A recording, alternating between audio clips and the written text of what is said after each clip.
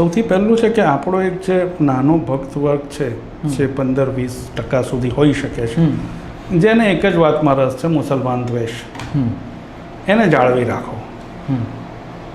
એ વસ્તુ થતી રહેશે એટલે બાકીનું આપણું બધું માફ કરશે. આપણે એકે પ્રેસ કોન્ફરન્સ નહીં કરીશું તો એ માફ કે ભાઈ પેલું બરાબર છે ને બાકીનું બધું માફ છે. બીજા જેમને સ્થાપિત હિત ધરાવતા લોકો, જેમનો રૂપિયાનો દાવ લાગેલો છે, એમને તમે રાજી રાખશો એટલે તમારા જે કંઈ એજન્ડા ચલાવવાના અને તમારે જે કંઈ બધું તમારા ગોરખ ધંધા ચલાવવા છે એના માટેના જે કંઈ ભરપૂર નાણાં જોઈએ છે એ નાણાં પૂરા પાડશે.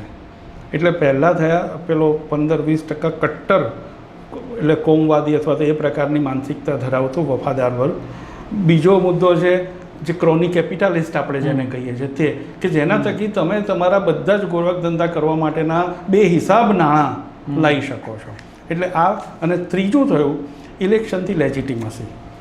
ઇલેક્શન ચૂંટણી કમિશનને જ સાધવાનું અને એમાં થઈ શકે એટલા બધા ગફલા કરવાના, કાર્યકરોની મહેનત બી કરાવવાની, ગફલા બી કરાવવાના, ધાકધમકીઓ બી અપાવવાની, પોલીસ બી વાપરવાની, ઈડી ને CBI બી વાપરવાના અને ગમે એમ કરીને ચૂંટણી જીતી લેવાની અને પછી દાવો કરવાનો ગમે તો જો ચૂંટાઈને આવ્યા છે અને આમાં તો આટલા બધા લોકપ્રિય છે.